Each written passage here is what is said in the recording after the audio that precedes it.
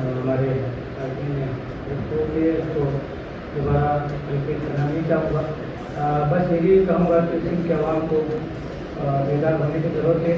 ہمیں ان پکے اور کچے علاقوں سے جان چھڑانے کے لیے گروہوں میں آنے کی ضرورت ہے, اجازت کی طرف آنے کی ضرورت ہے.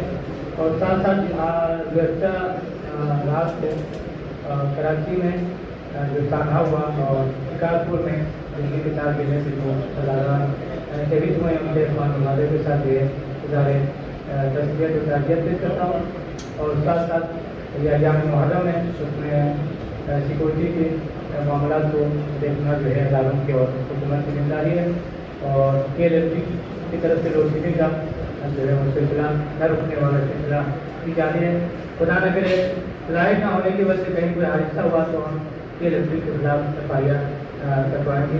اس نے کسی کو کمپرومائز کی ہے. اور ایک اہم نقطہ جو امریکہ اسرائیل کے خلاف احتجاج کرنے والے ہیں ان کو تنگ کرنے کا سلسلہ جاری ہے. یہ ہمارے فلسطینی بھائیوں کے قاتل ہے امریکہ اسرائیل, اور پاکستان کی حکومت خاص کر سندھ گورنمنٹ جو ہے وہ ان جوانوں کو خاص کر رینجر کی طرف سے داخل موصول ہونے مجالس کے اندر داخل ہو کے ان احتجاج کرنے والوں کو جو ہے وہ پکڑنے کی کوشش کی جا رہی ہے, جس کی بھرپور مذمت کرتا ہوں.